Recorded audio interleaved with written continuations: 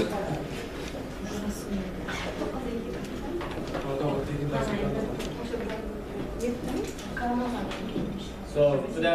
good morning, students. Let's start our seminar 4. So, which we talked about economic integration, right? Okay. I hope the lecture was clear for all of you. So today we have some discussions again, and we have very important exercises. All right? Very important exercises. Good. So now, let me ask you some questions, okay, from our lecture. The first one is, what is economic integration? Coordination of monetary and fiscal policy. The fraction or elimination of trade tariffs between two countries. Can you repeat, please? The fraction or elimination of tariffs between countries. Okay. Good. It's an arrangement between different countries made to reduce or eliminate Good. these barriers. Okay. Good. So countries, they agree, group of countries, they agree to economically integrate, which means the condition is they try to improve trade between the countries. And how do they improve the trade between the countries? By removing trade barriers. What do we consider a trade barrier? Number one, tariffs, taxes, okay? Tariffs, which means we impose certain, amount of tariffs for all goods and services, all right, to protect our domestic industry.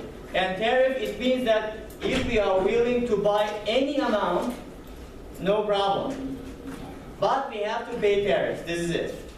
And we have other restrictions like quotas, yes? Trade quotas.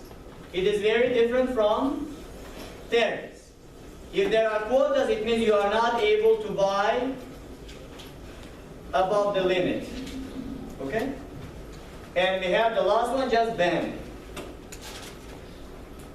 Just ban. Government inputs just strictly bans you to buy certain goods and services. For example, for most of the Western countries, buying or trading with North Korea is not allowed. They are under sanctions.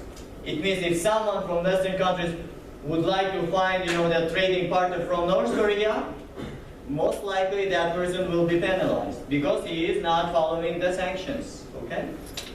Those rules. Good? So, economic integration, it is good for economies because trade is the engine of economic growth. Okay? Good? Second one. And what's the purpose of establishing economic integration?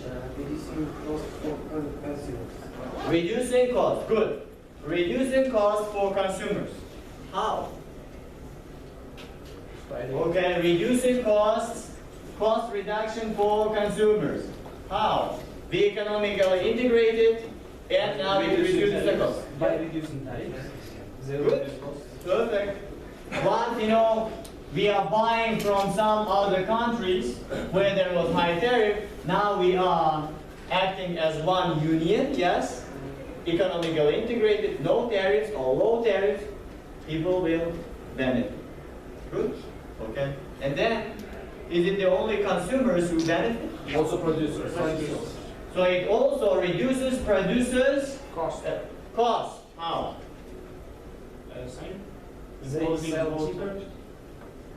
Raw materials, for example. Right? If their production is based on raw materials imported from the member country, without tariff, they will be immediately able to reduce the costs. Okay? And there are many. Another benefit for producers is economic union, which means a greater, market share. Yes, bigger market share, which will give for producers to practice their economies of scale. What is economies of scale? What was it? I believe you learned it. Was the last Economies of scale. Let's suppose there are fixed costs in terms of production that it's not going to change over time, right? Let's suppose there is one company, okay, which uses one building, very big building, and it's renting it, and rent fee is $1,000, which is fixed cost. Yes? And it's very big, and they are, using, if, let's say, just 50% of this building, and they are producing 100 goods, 100 units. Because of this rent fee that we are paying, it will go to it will be allocated to each unit of good, right? Each unit of good will cost $10 more because of this cost. Of course, there are many other costs too, but I'm just considering this good. Now, it's before integration. Now, these two countries, they integrated because there is high demand for these goods from neighboring country to our integrated country. Let's say that demand doubled, which means now they have to produce 200. What about the fixed cost? Did it change? Yes. Did it change? No, still 1,000. But the number increased. If you divide it to 200, now it's each product will be costing not $10 more expensive, but only $5. Which means more you produce, less cost it will cost. Because of it is called economies of scale. It is another benefit that producers may gain, okay? May gain. Good. All right. So it's clear. So all of this is only possible through free trade, okay? Trading with one another. It's possible. Good. So now, I explained you all about those, types of integration, yes? From the weakest integration to the strongest integration. And I said the first one that most of the countries they practice is preferential trading arrangement. Who can explain it to me? Preferential trading arrangement. Preferential trading arrangement. Yes? Yes. So countries, those member countries, they agree to reduce tariffs. Yeah, but not removing. So which means, let's say, consider Germany and France. Both are historically very strong economies, okay? Having absolute and comparative advantage in terms of many goods and services, okay? During the World War, Germany occupied France, yes, there was, some political misunderstanding, whatever, okay? Which means these two countries, once upon a time, disliked each other because of that conflict. What does trading, another meaning of trading? Another meaning of trading, it means supporting that trading partner. Because we are buying and we are giving them opportunity to grow. So for example, if these two countries, they used to be like rivals and enemies, so they did not want to support each other's economy.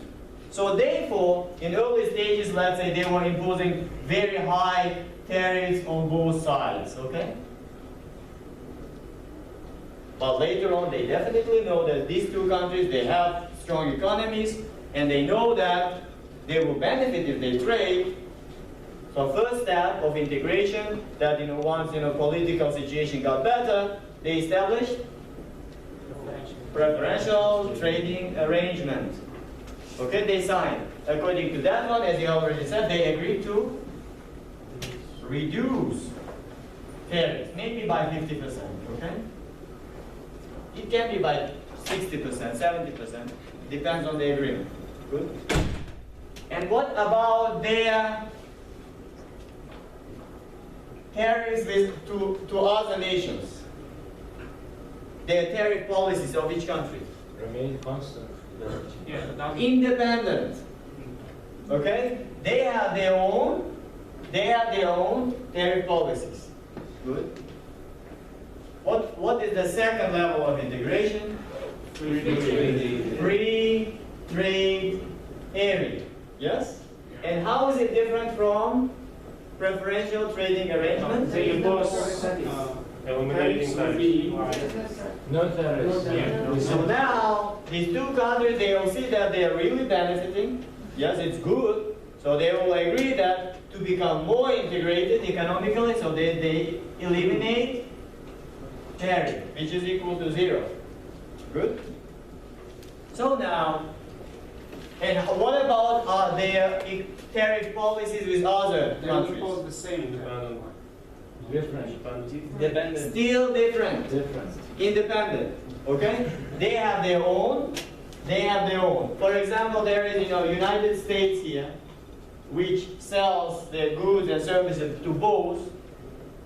Let's say in terms of one country, if they sell it to France, they impose 20% tariff. While if they sell it to Germany, they impose only 10% tariff.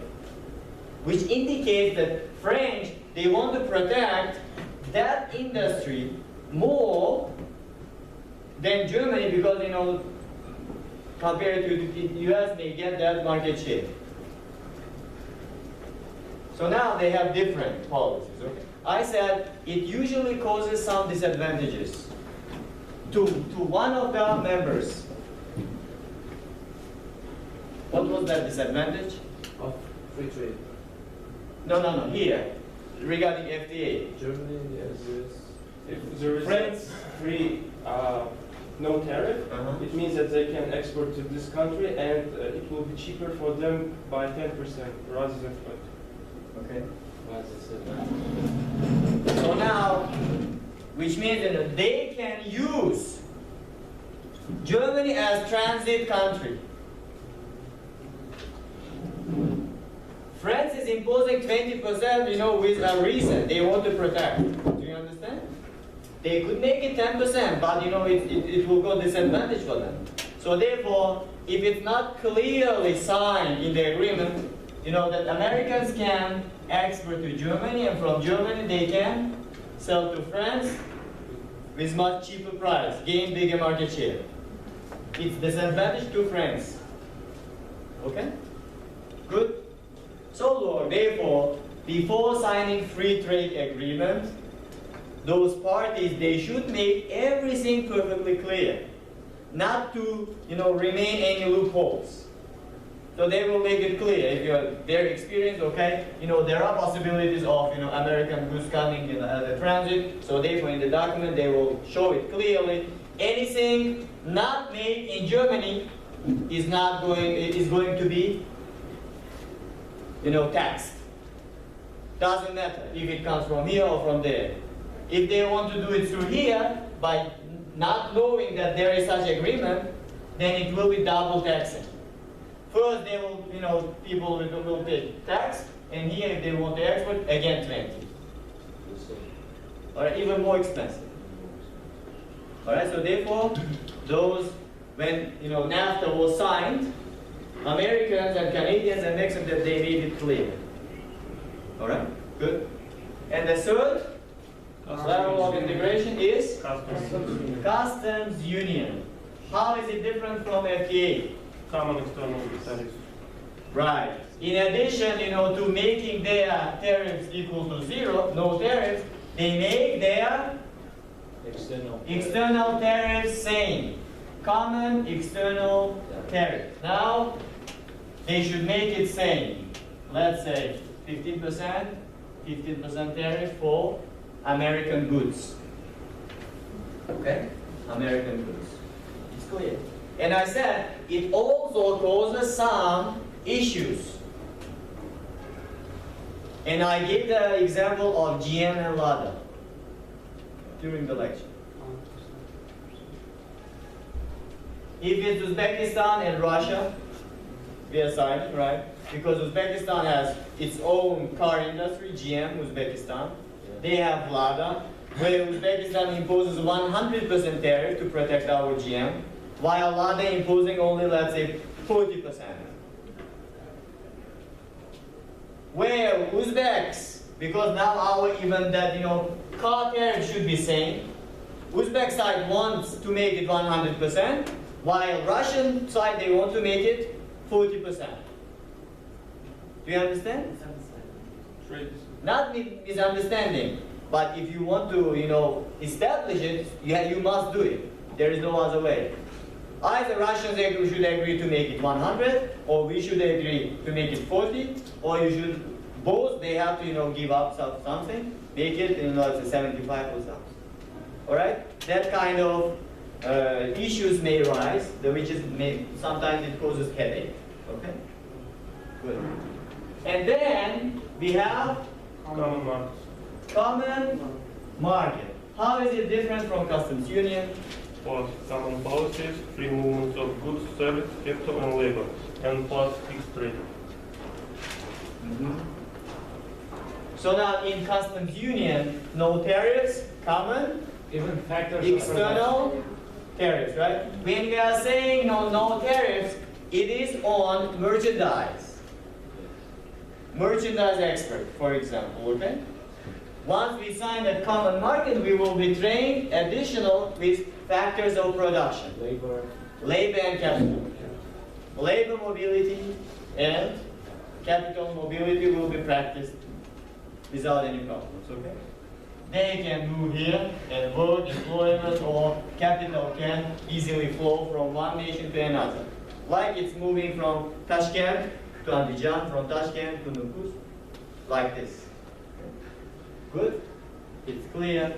And the gentleman he mentioned about the countries that establish common union, they make the exchange rate fixed. Yeah. Yes? Fixed exchange rate. EU countries, which is 27 countries, they make this common market. Yes? Good. And there are only 19 countries. Their currency is euro. And there are additional 8 members whose their currency is different from euro, okay?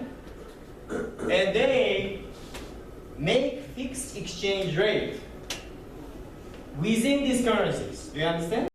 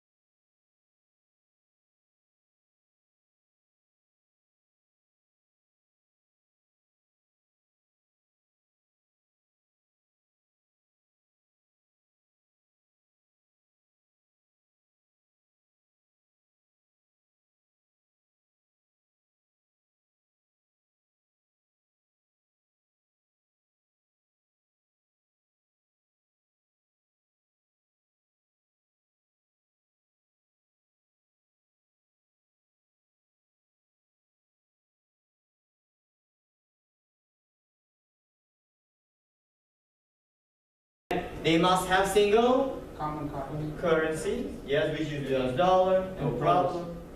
And we said their policies, fiscal, monetary policy, they should be identical.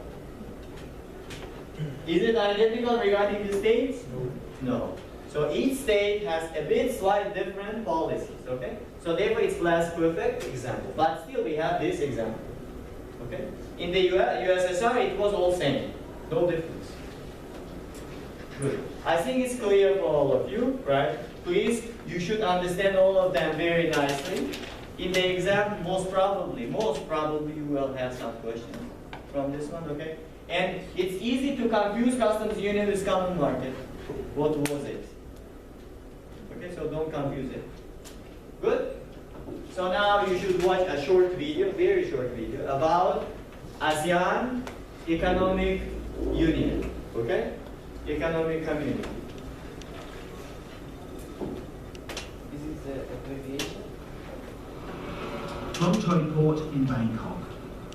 You could argue that this is what ASEAN is all about. Some of the world's most globalized economies increasingly trading with each other. Take my family car, for example. It's a Japanese brand. It's designed in India, bought here in Thailand, but made in Indonesia. The ASEAN Free Trade Agreement allows the big manufacturers to make factories here and then sell their cars in a market of 600 million people. But if ASEAN already has free trade, then what difference is an ASEAN economic community going to make? There is actually a lot more work to do on trade. And the ASEAN Economic Community is supposed to go much further than that, creating a single market with free movement of labour. For example, hairdressing is one of 39 employment categories that for the moment only Thais are allowed to do here.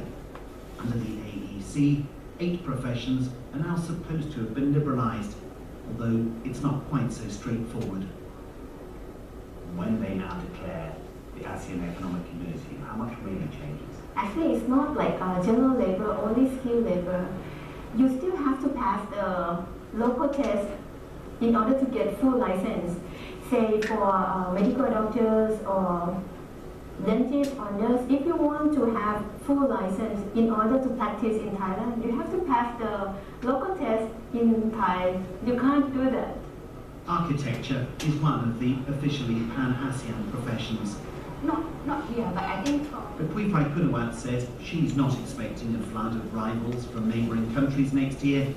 In any case, she points out, her business already relies heavily on foreign workers who've been coming here for years. In the office or in the construction site, you can hardly see any Thai workers or any Thai technicians nowadays. It's really difficult. I have to operate in body language most of the time. If you walk around the site, everywhere you go, you see signage in 4 different languages, like Thai, English, Khmer, and then Burmese. So much of the easier integration of ASEAN into a single market has already happened. Its car industry is a clear beneficiary of this. But the single community the 10 countries are supposed to become on January the 1st is more of a work in progress. Jonathan Head, BBC News, Bangkok. Okay, I hope this video is very clear for all of you. So ASEAN,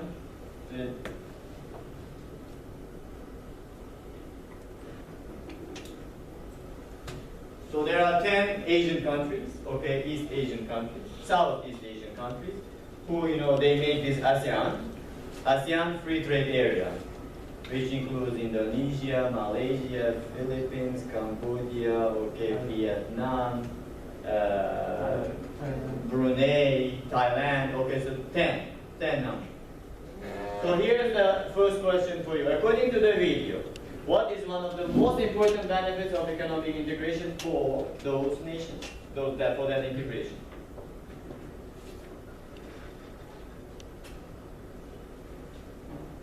Really produce one unit in the one country and the second unit in the second country, and they will collect it and sell with lower price.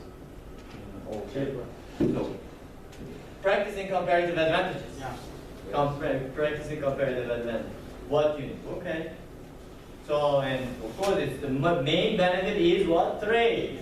Yes? Now it says that the 10 countries, they make up over 600 million people, which means that it's too big market. Okay? Much bigger than Europe in terms of population. So it's good for them to trade for those people with one another. And there, the gentleman, the person, the reporter, he said he's driving a car. He said, well, what brand is this? That car? Japanese car brand, yes. Manufactured in India. Designed in India, Indian design. Manufactured in Indonesia and sold in Thailand. And that American guy or British guy is driving. Okay? So you can see. Now that ASEAN, which is, which consists of 10 people, 10 countries, right? Japanese, they invested to Indonesia and opened their car manufacturing company, right? What do you think? Would they be willing to invest to Indonesia if there wasn't such an agreement? I don't know actually when they invested, okay? They wouldn't invest because market share would be less than now. Maybe they would be less likely. Indonesia is still a big market because their population is almost 300 million, okay? They're still a big market, but they invested. But if they, let's say, economically integrated with other countries, Japanese would have more incentive, more interest to invest, because market is even bigger, right? So now it is good for Indonesians. Why? Investment is flowing because they are a member of this union. Yes? Investment, it means they are creating jobs. And now they are training people in automobile industry with Japanese, experience, which is good. What about the benefit for other members?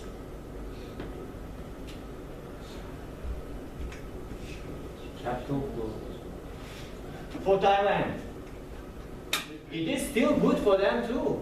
Yes. Why? Because now they are buying the Japanese car without tariff from Indonesia. If they want to buy exactly the same car but imported from Japan, they have to pay tariffs. Okay? So they also benefit from it. Good. And what should be done to make ASEAN more liberalized? There are some, they want to further integrate, yes, those 10 countries, and they want to establish common market like EU. But they are failing due to some restrictions on labor. Experience. That beautiful lady from Thailand with beautiful smile, she's explaining, right? Now she's saying that, in order to take, it's for skilled labor, first of all. And if you want to get a job in Thailand, you should pass local test, which is going to be in Thai language. And she's saying, you will not be able to pass it. Don't even try. Okay? So they are putting restrictions. Good. So regarding this one, ASEAN, it's good, let's say. And if you compare ASEAN with EU, in terms of the benefit of that integration in EU is much, much greater compared to ASEAN. What do you think? Why?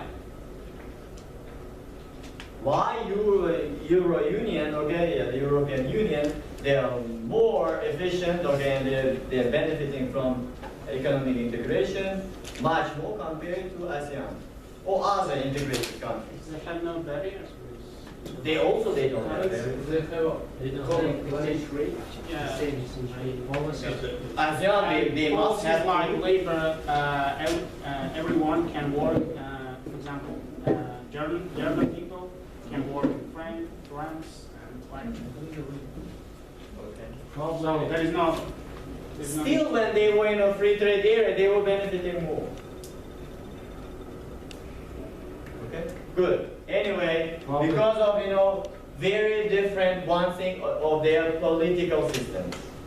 In Europe, those countries, their political views are almost same. Of course, they have different interests, okay? It's almost same. They support each other. But in those countries, for example, Myanmar's, the Burma's, political, the view is very different from Indonesia and Malaysia. All right? So in terms of political integration, they're much weaker, which causes trouble sometimes. Okay? And another thing is, in Europe, the countries are more advanced, with more absolute and comparative advantages. Okay? That's another reason. Good. So now, dear students, we are going to do exercise. Okay? One, which is very important, and this one you must understand. You will definitely have one similar question in your exam.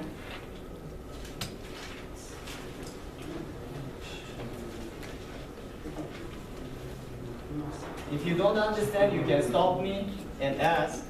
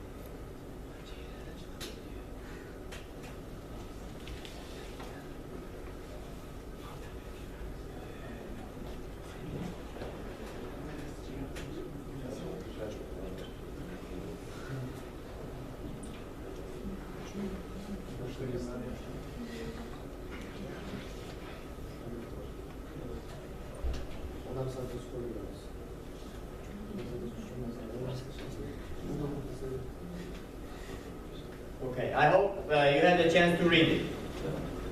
So now we are considering which country's market? Uzbekistan.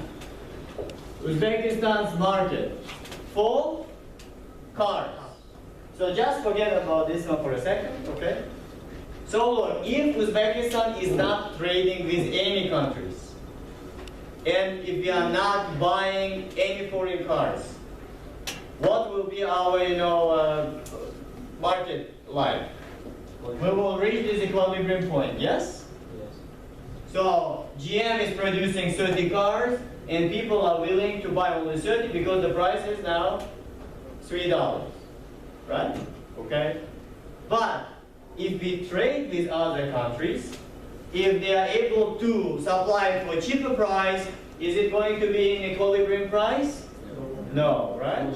So if it's cheaper, then it will be lower price. Our market share will be less. Okay, good.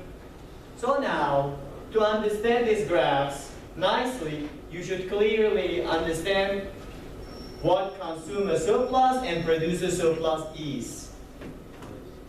What is consumer surplus? It is an equilibrium point. We know that this area is called consumer surplus, and this area is called producer surplus. What does it mean? Let's suppose the price of that car is $1.50. Sorry, $4.50. Okay. Maximum possible price. If you pay it as if you are spending everything, yes. If the price is cheaper, just think emotionally, which means you are paying $4 as if you are saving $0.50. If it's less, as if you are saving this much. So therefore, it is called consumer surplus. Even though you are not paying, but you think that you are saving this much, it is like surplus.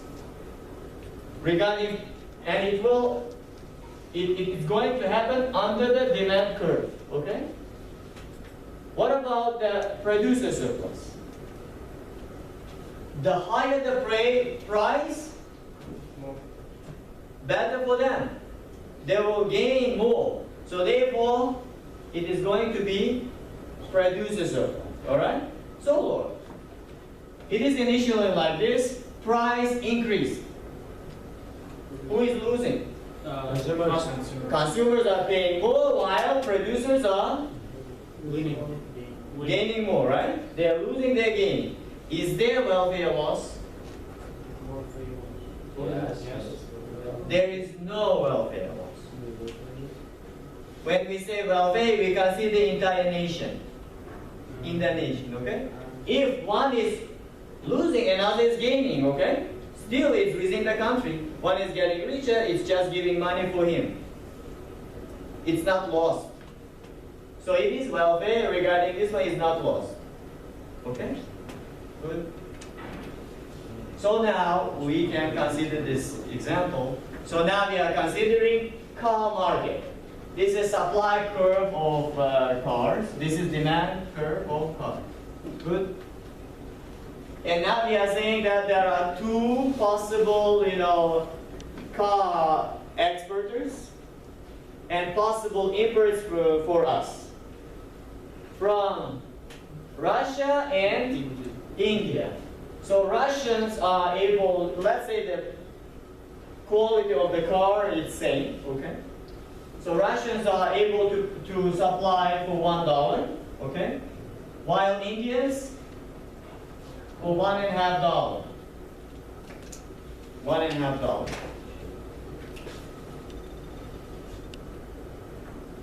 So then it means that this is supply curve of Russia, and this one is supply curve of India. Okay? Good? And look, another one. Assume that Uzbekistan's GM, our car manufacturer, is too small to affect the world's car prices. What does it mean? They cannot compete. They cannot reduce the price. For example, let's consider BMW, German manufacturers, okay? German government, they decided, to reduce the prices of Germans by 50% today. BMW, Mercedes, Audi, Volkswagen, all of them 50% price from today. What will happen the next day? Demand will. Entire world car manufacturers, they will reduce the price by 50%. Why? If they don't do it, GM, that German manufacturer, they will just take entire world market. So they will do it, which means they have power to influence on price. Now we are saying that GM does not have it. Yes. For example, if we reduce it by 90%, Anyway, no one will buy. German, they will say, okay, it's no problem for us because the GM is not competitor with our cars. We are meaning this one, okay?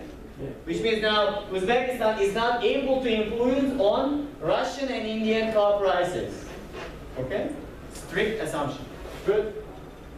Here, number one, what you have to do, if Uzbekistan imposes a non-discriminatory tariff of 100%, non-discriminatory, it means we are imposing same tariff for all foreign cars. country's cars will dominate the... So now we are saying that Uzbekistan imposes non-discriminatory tariff, which is 100%. If Russians if we want to buy a Russian car, it will cost us $2. If we want to buy Indian car, it will cost us $3. The question is now, which countries we are going to buy? Russia. So which means what will be the price of car market in Uzbekistan? $2. Yes? Okay. What about our market share? 20. Because it's our supply curve, yes. So if the price is $2, Uzbeks are able to supply only 20 cars. Because the price is $2, the demand is 50. So which means that the remaining 30 cars will be supplied from Russia. I see it's clear. Or you have any questions? I have a question. Why $2 for the car? Because we are actually original price is $1. Because 100% tariff, it will become $2. $2 of the Russian car, yes? This is Russian car. Both. Yes, they are supplying for $2. If it's foreign car, which is our competitor, if Uzbek wants to sell it for higher price, we will not be able to sell. So therefore, we will make it competitive price $2. So it's the same price for the Russian and for the Uzbek. Yes. Okay. Good. So now here we consider that trade creation case. Okay. Now suppose that after 10 years of that protectionism, tariffs imposing on other countries. Okay. Uzbekistan and Russia, they agreed to establish customs union. All right. So now Uzbekistan and Russia, they agreed to establish customs union. Can you remind me about the rules and regulations of customs union? No barriers. No tariffs between the countries, yes. And While have equal external tariff. same external tariffs, common. Good.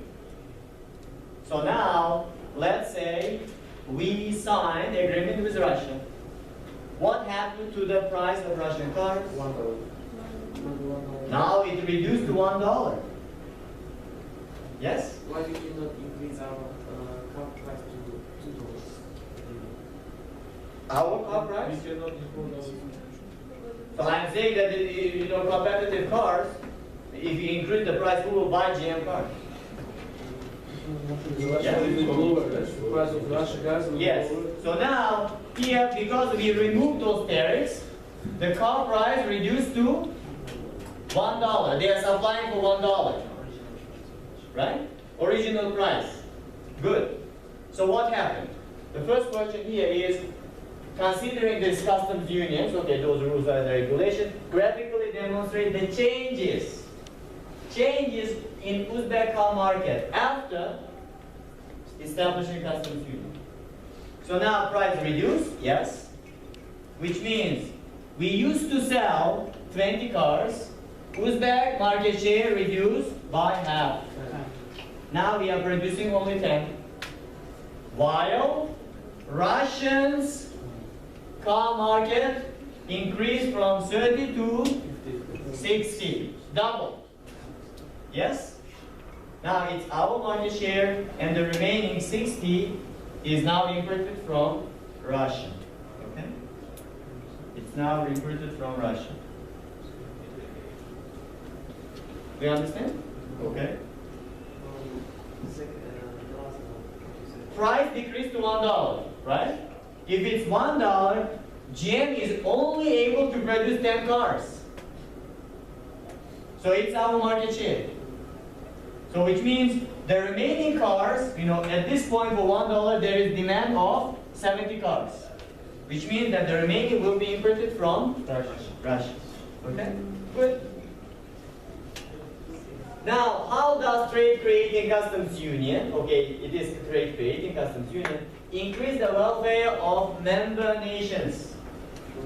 Welfare of member nations, Uzbekistan and Russia. So what? if you look here, price used to be $2, it decreased to $1, right? So look, here this triangle we consider as trade creation effect, and it is good for us. Why? Because these 10 cars used to be produced in Uzbekistan before, yes? For $2. While at the same time we had Russian producers who were able to produce for $1. So which means when we have signed that customs union, we are replacing our non-efficient production with efficient production of Russia. Non-efficient Uzbek production is replaced by efficient Russian production. As a result, people are paying $1 less. Okay? $1 less. Good. And there is another shape, which is this triangle, which is called also trade creation effect, where consumer surplus increased. And another trade, and demand increased, they are selling 20 cars more. So many, trade also create. So now look, before customs union, consumer surplus was this part, yes? And this part was producer surplus. Look, when price decreased, yes? Now consumer surplus increased. Is it welfare loss? No, I said no. What about this part? What was it before customs union? This shape. It is a producer of Russian cars.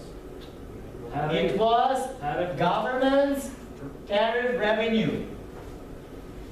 The price was $1, and we were importing 30 cars, yes? We were paying $2, $1 for actual price, or $1 for government budget. It was government revenue. Price decreased. Is there any loss? Yes. The government, yes. Government is not receiving that revenue, right? Yeah. But it is not welfare loss.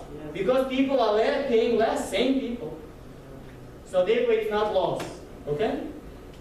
But if you see here, these two things were used to exist before, yes? As consumer surplus, a producer surplus, and government revenue.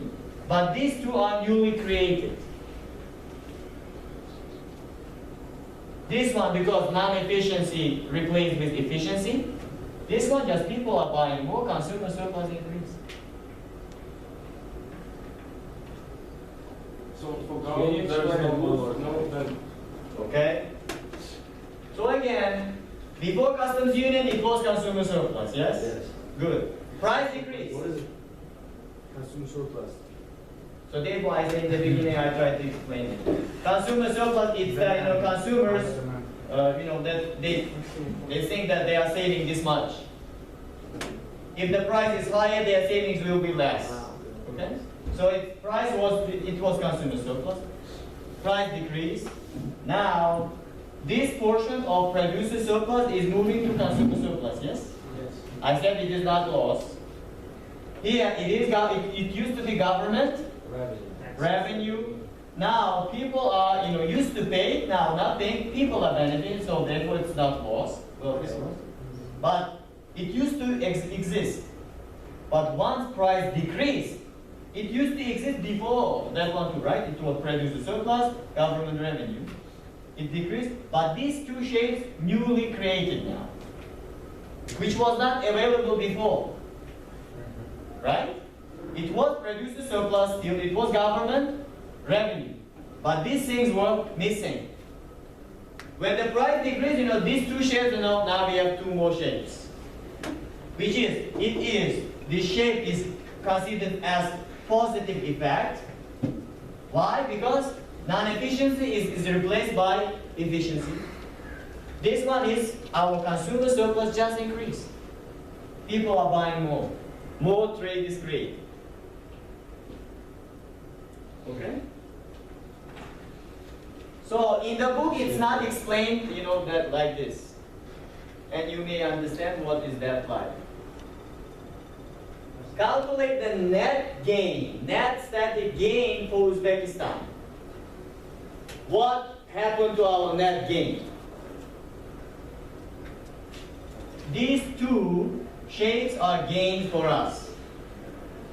From here we are not gaining. Why? Revenue of government is just moving to people. This is it. Here, revenue of people, producers is moving to people, buyers. But here, these two things are new things that are gained, okay? I think you know how to find the surface area of this triangle, where the height is 1, this one is 10. So, welfare gain due to efficiency, 1/2 times 1 times 10, which is equal to 5. Second triangle, 1/2 times, again, 1 times 20, which is 10. So total net gain is 15. Why we are saying net gain? Because it's something new. It doesn't used to exist before.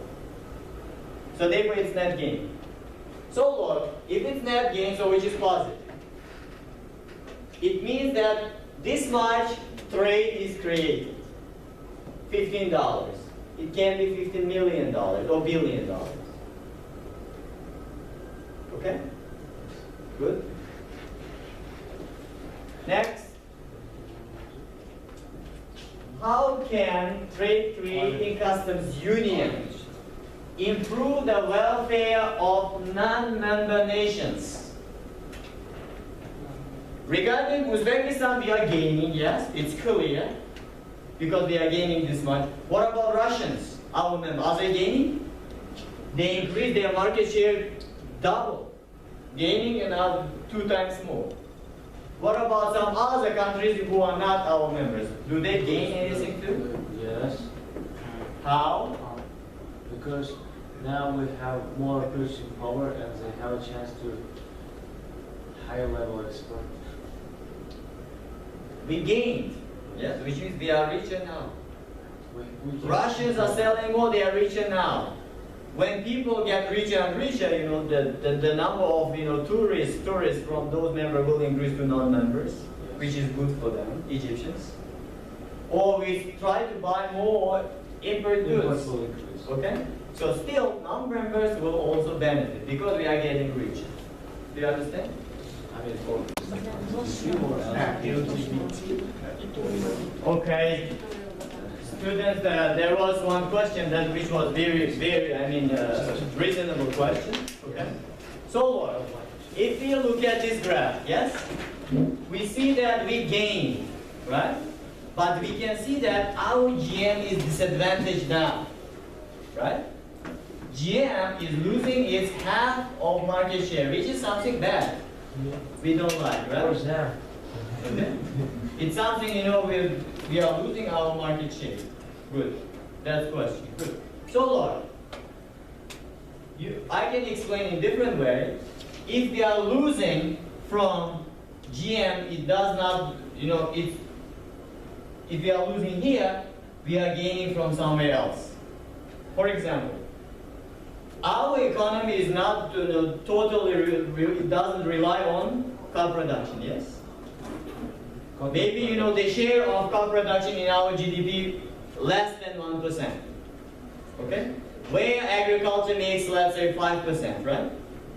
If we are losing, let's say, for example, our market share here, most probably because there is no tariffs on agricultural goods in Russia now, we are increasing our market share, like this, double.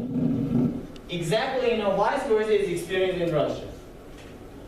Their agriculture sector, for example, is shrinking, while ours is increasing, which means agriculture, the profit from agriculture is much higher for us. It has higher share in GDP. So now, if you can see, it's even better. So they have competitive advantage in car production? Yes, we have comparative advantage in agricultural goods, let's suppose. Can we close? Okay, good. I think it's clear for you all. All right. So now we will consider, it is trade creation case. Now we will consider trade diversion case, okay? Diverting trade. So which here, again, definition, trade creation.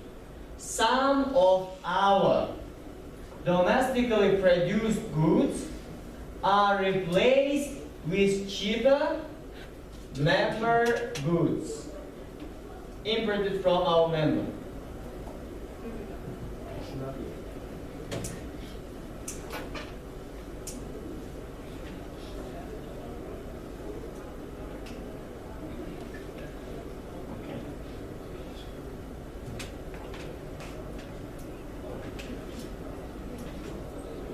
So now we are considering again Uzbekistan's market, but this time rice market, okay?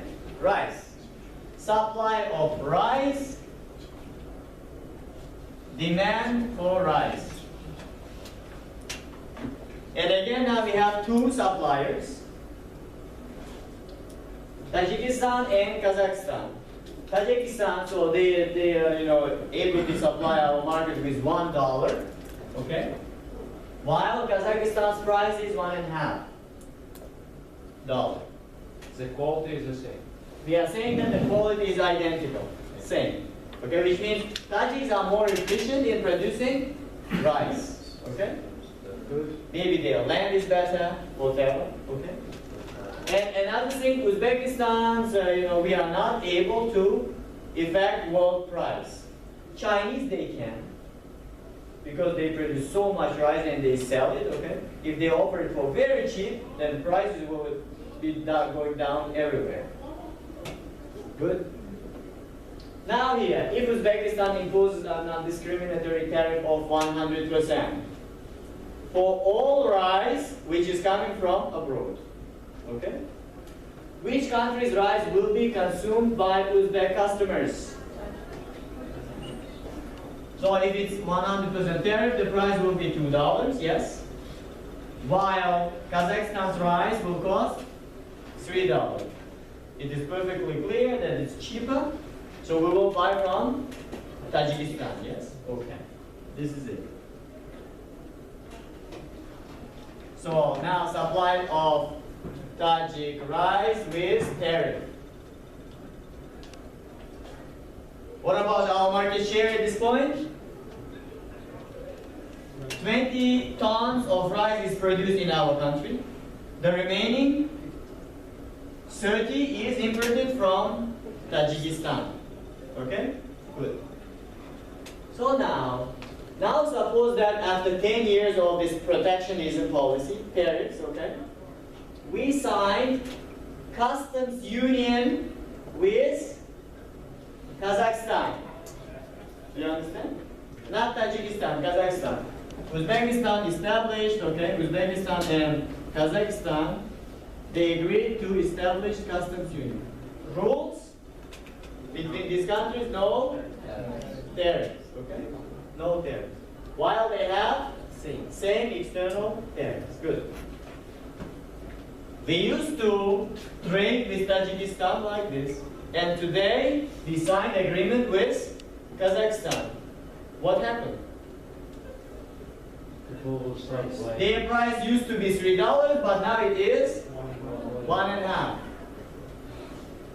So now at this point, after the price reduction, which country rice we are going to consume? Kazakhstan. Because they are offering for now it's cheaper. Because they are paying no tariff. Yes? Okay. Good. So how does it affect on rice markets? If it happens when the price goes down from 2 to 1.5? Our market share. So here, our market share is 15. Reducing by 5 tons, yes? While the remaining are imported from Kazakhstan, 45. Yes? Good. All right? It's clear. Explain how does trade diverting customs union impact on the welfare of members and non-members. Now members are Uzbekistan and Kazakhstan, yes? What about Tajikistan? They used to sell 30 tons of rice before. Are they able to sell anything now? No, they are disadvantaged. Okay? They are losing their market share entire. What about our member nation, Kazakhstan? Were they selling anything? No. No, but now they are selling 45 tons, which means their farmers are doing good job. Because we signed agreement with them. Good? So now, what about welfare? So the trade diverging cases. Now there are 3 shades generated here. Okay? First one is this one, which is already clear to you. It is trade creation. Why? Non-efficient. We were producing these 5 non-efficiently. And now it is replaced by relatively efficient Kazakh production. It could be even better if we replace it with Tajikistan. It could be like this. But we did it with Kazakhstan. This is due to efficiency. Okay? Good. And this one, again, the same as in the previous case. Consumer surplus increased. Okay? But now, there is a bit difference. Look. Before customs union, it was government's revenue. Yes? Government's revenue. Good. Now price decreased by $0.50. So now, what about this shape, this rectangle? Is it loss? No. Why? People are paying $0.50 less. Right? But what about this shape? It is considered as loss. Why? Government is losing this tariff revenue because Kazakhstan's goods are now not imposed by tariff, while people are still paying $0.50 more. Do you understand? Now people are paying that more than $1, yes, half dollar, while government still at the same time losing its tariff revenue. Yes. So it is called loss. Do you understand? So here it's plus. This shape is also again positive, but while this one is negative. Calculate the net welfare gain or loss for Uzbekistan. When it happens, now we can calculate whether we are gaining from this trade or not. So now, again, you know how to calculate it, right? First one, it is positive gain because of efficiency. 1/2, the height is now half, yes? Times 5 units, which is equal to 1.25, right? Second one, this is also gain, which is gain. Second, due to consumer surplus increase, 1/2 times, again half, times 10, which is equal to 2.5. Good. And now, this one I said it is something loss. So negative, okay? Because it's rectangle, the height is half, and it is from 20 to 50, which is 30, times 30, which is equal to 50.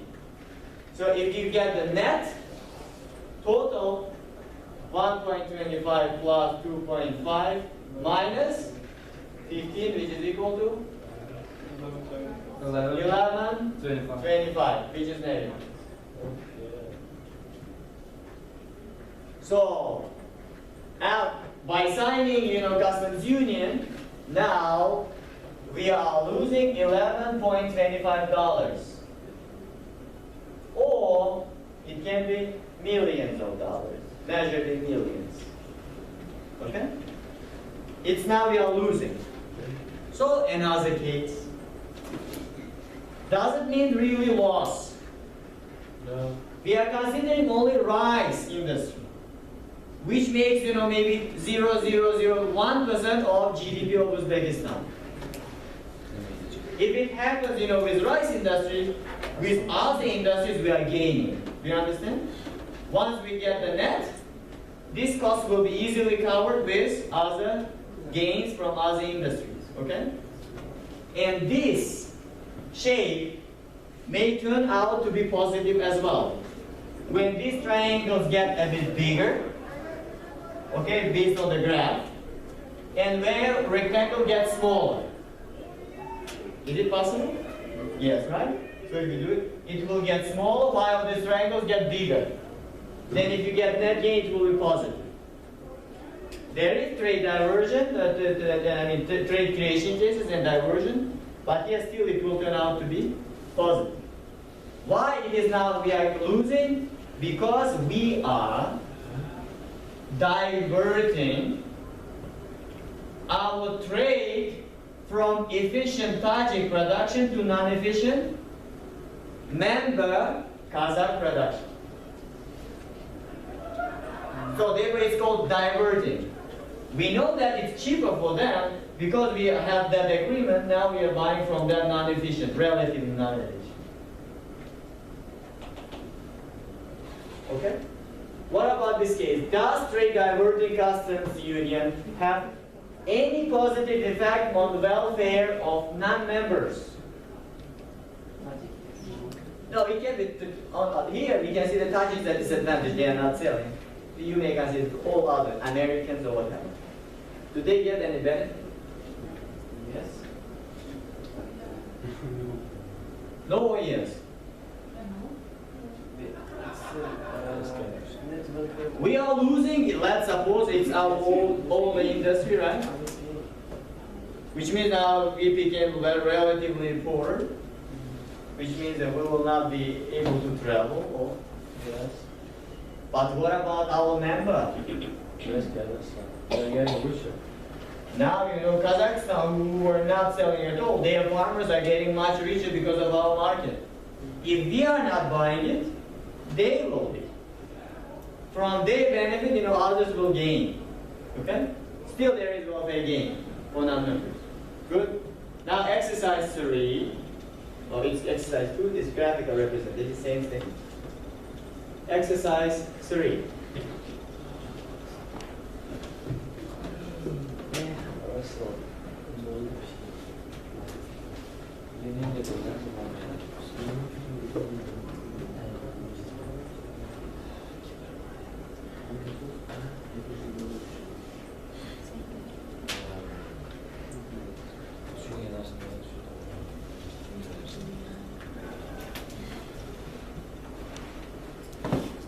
Someone was asking me whether we really need it in real life.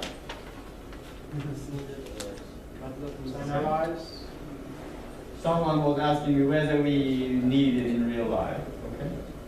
So the answer is you will.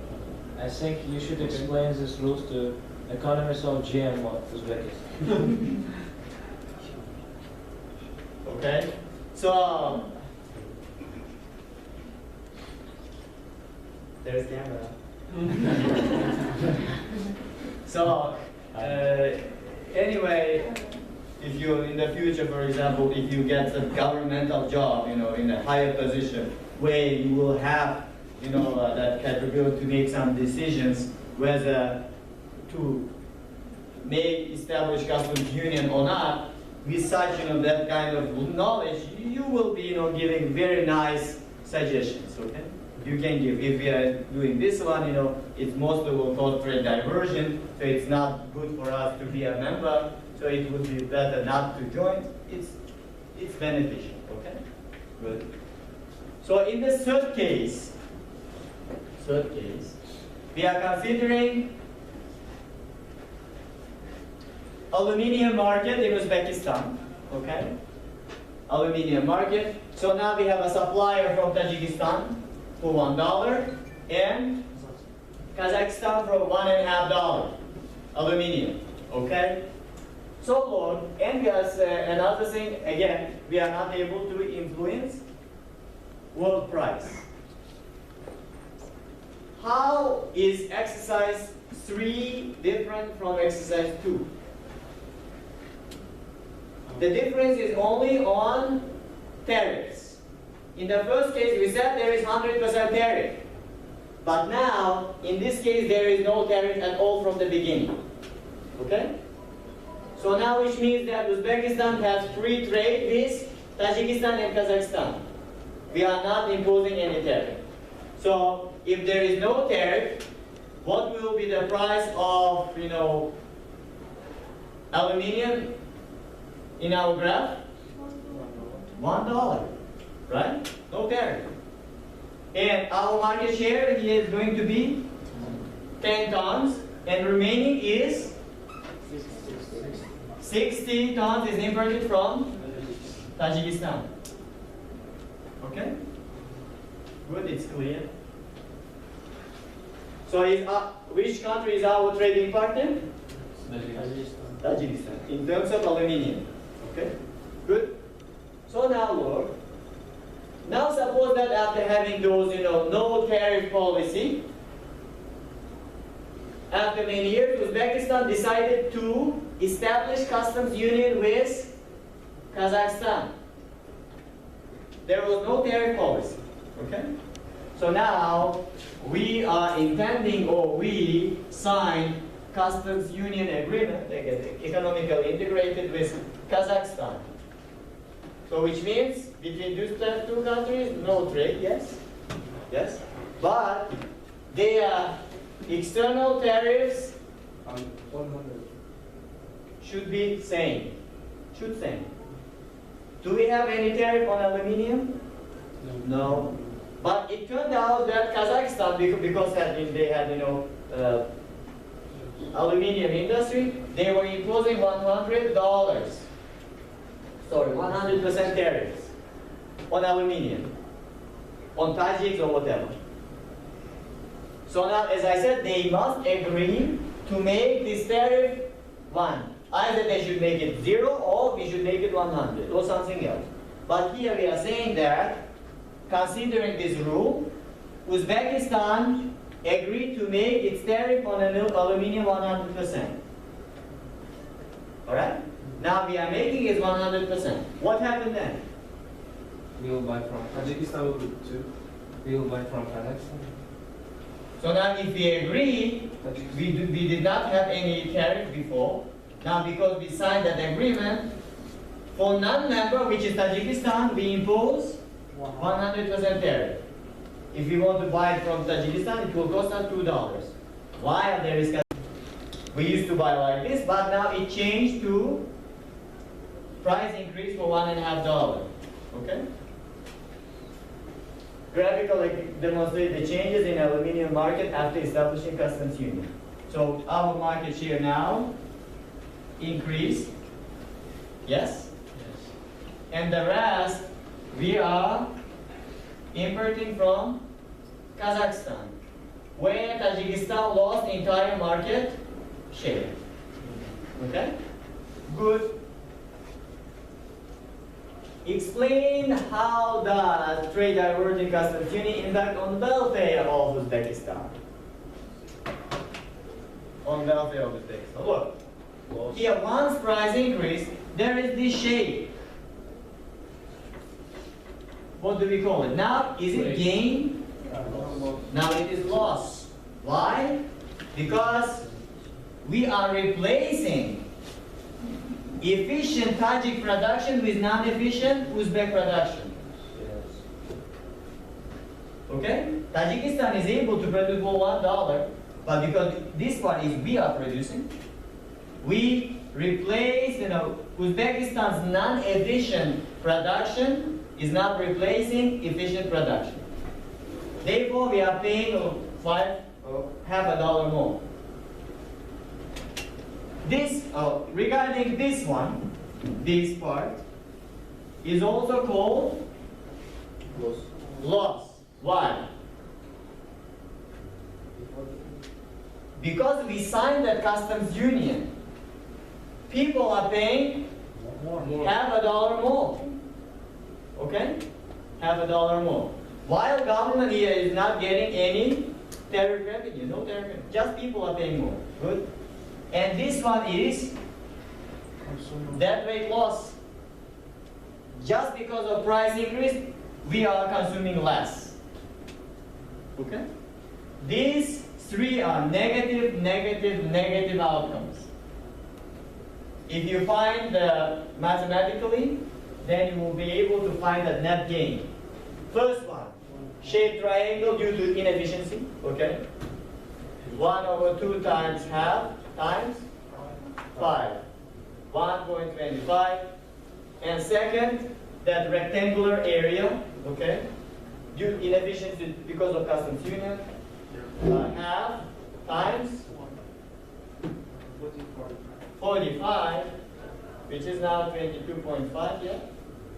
And this one, that weight loss, is 1/2 times half times 10, which is 2.5. Total, they are all negative. 26.25 loss.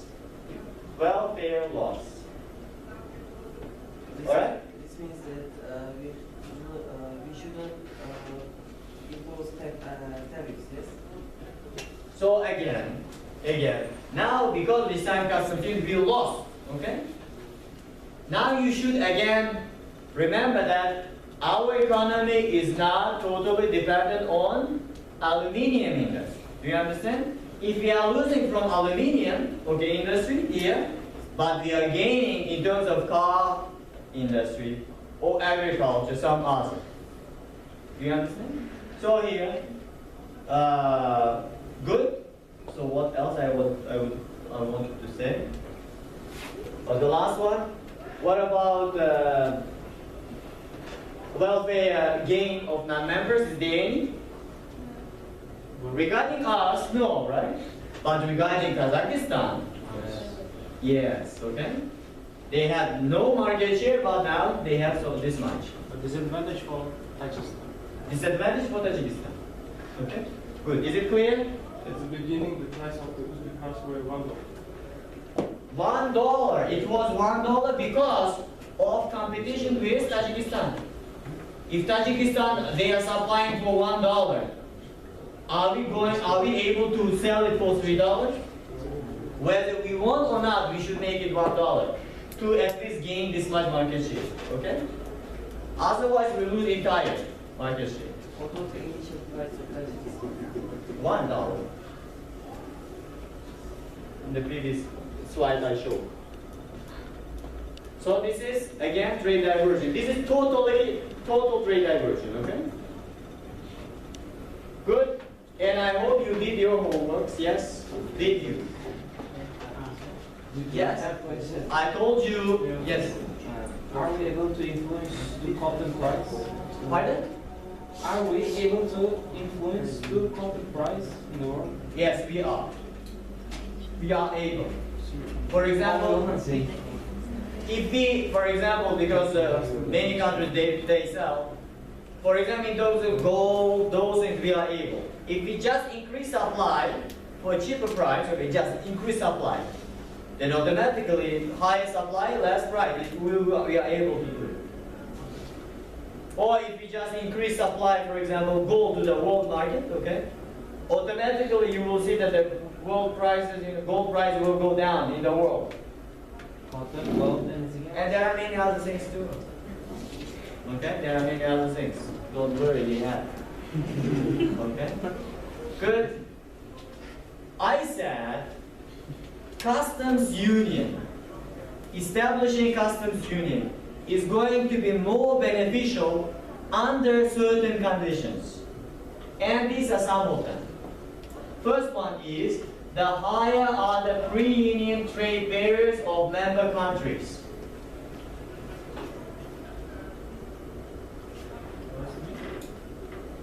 The higher pre-union trade barriers. Uzbekistan imposes high tariffs on Russian goods. for example. And Russians, they impose high tariffs on our goods. Why do they do it?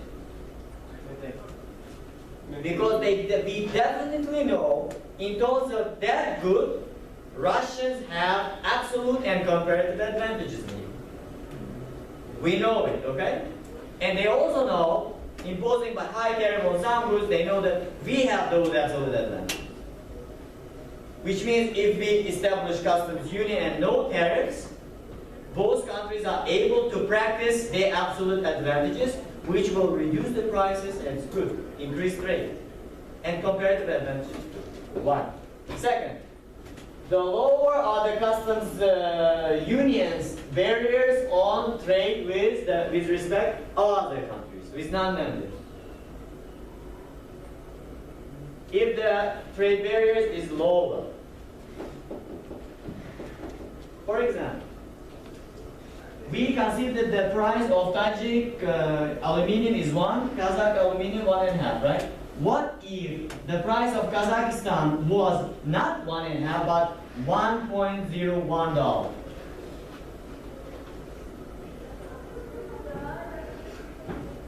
Still, if we sign an agreement, we will be buying from them because it will be a bit more expensive, right?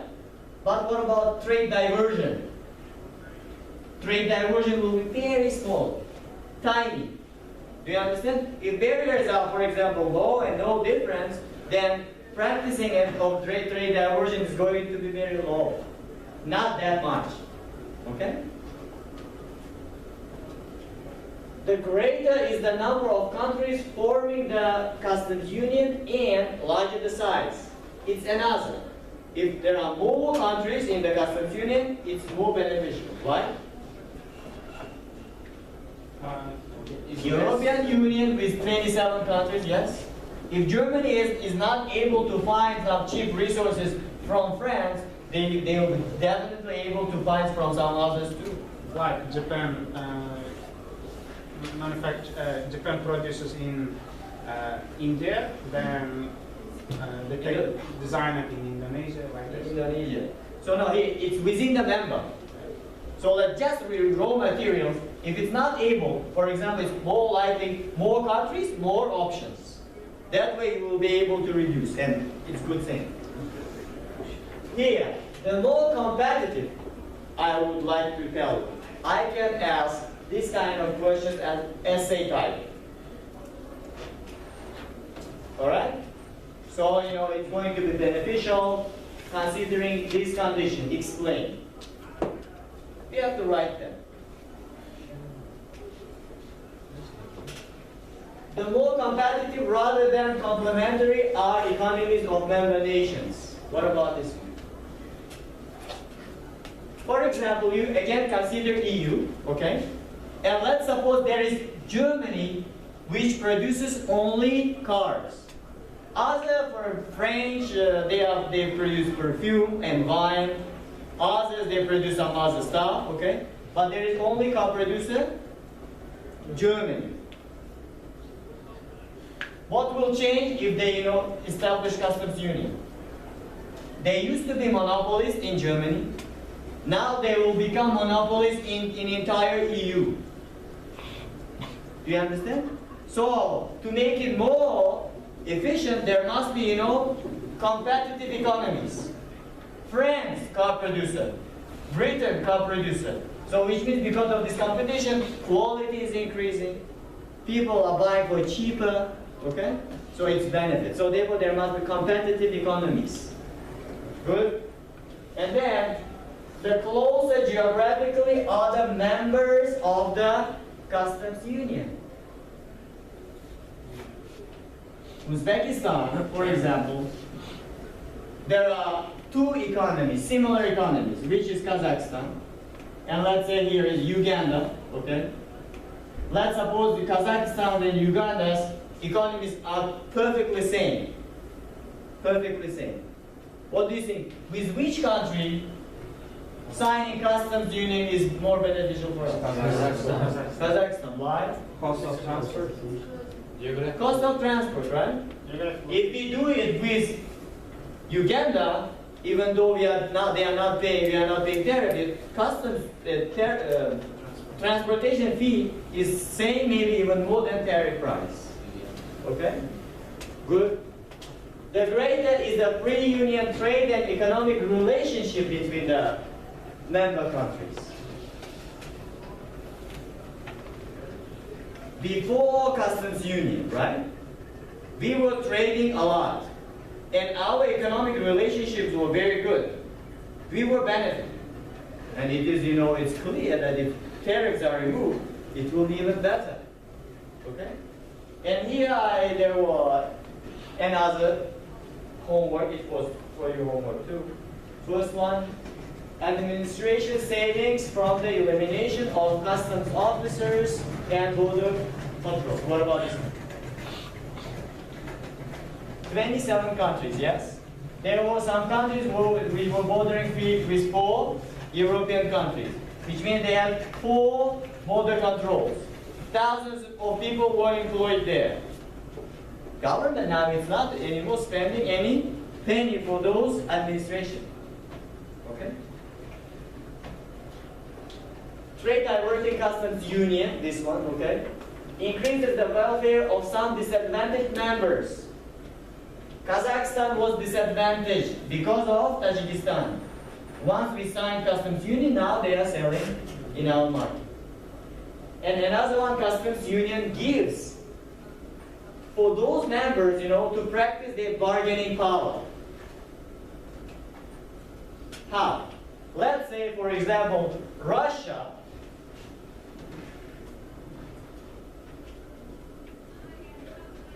and EU. All right. Let's say I believe you read news, right? Russia, sometimes they blame EU because they support some, somehow they have different political views, and now Russia got angry, and let's suppose that Russia, the only oil producer, and they would like to increase the price of oil by 10% to European countries. Because now I dislike you, let's suppose. Okay? And there is another country here, is Turkey, for example, and they have the same problem, let's suppose, that they had a few years ago. And they want to make it 10% increase for Turkey too. If you consider this case, okay, Russia maybe is able to make it for Turkey, but Russia will not do it for Europe. Why? If they increase it by 10%, there are so many goods they buy from Europe. No problem, you increase, we will double. If you make it 10%, then we will increase by 20%. Okay? So now they have bargaining power. Or Europe, they can even reduce the oil price. If you are not going to reduce, by 10%, we are not going to sell our goods to you.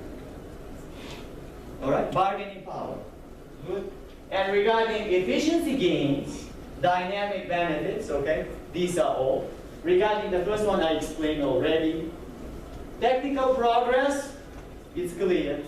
In Europe, there are, those weak members, which today, after joining, now German technology is freely available, French, it's good. Lower prices, no need to explain. Income will increase. Greater variety, okay. Stronger bargaining power, I explained. Less monopolization, okay. If we were, integrated with Russia, we would not give that monopoly power to GM, because there is LADA, okay. Investment flow, Germans are investing to all other members as if they're investing to their own land. Mobility of